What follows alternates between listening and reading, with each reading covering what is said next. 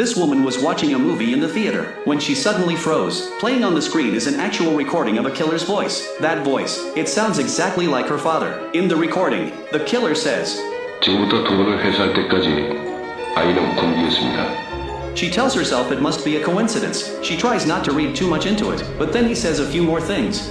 벌써 포기한 겁니까? 제가 뭐라고 했죠?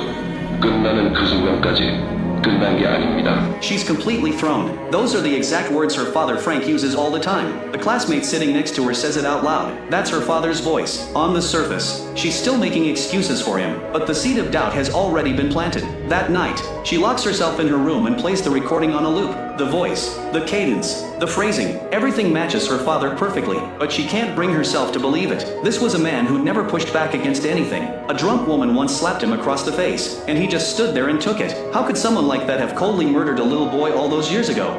And yet the true face Frank had been hiding for years, ultimately came out right after the statute of limitations expired. 끝날 때까지 끝난 게 아니잖아.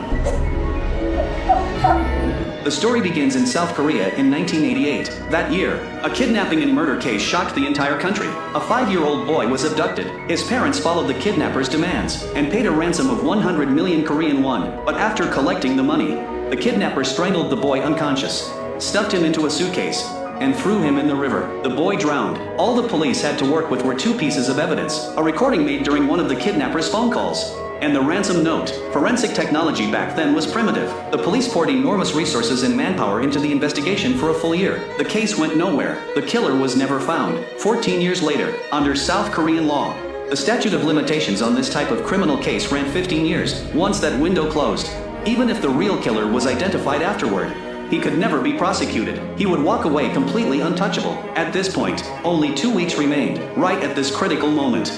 A first-time director turned the case into a film, a mockumentary reconstructing the kidnapping and murder as it actually unfolded. After the film opened, countless viewers felt the killer's voice sounded eerily familiar, like someone they knew personally. Tips flooded police hotlines. Authorities immediately formed a task force and committed to finding the real killer before time ran out. The woman's name is Dana. After days of internal conflict, she made up her mind to investigate her father Frank on her own.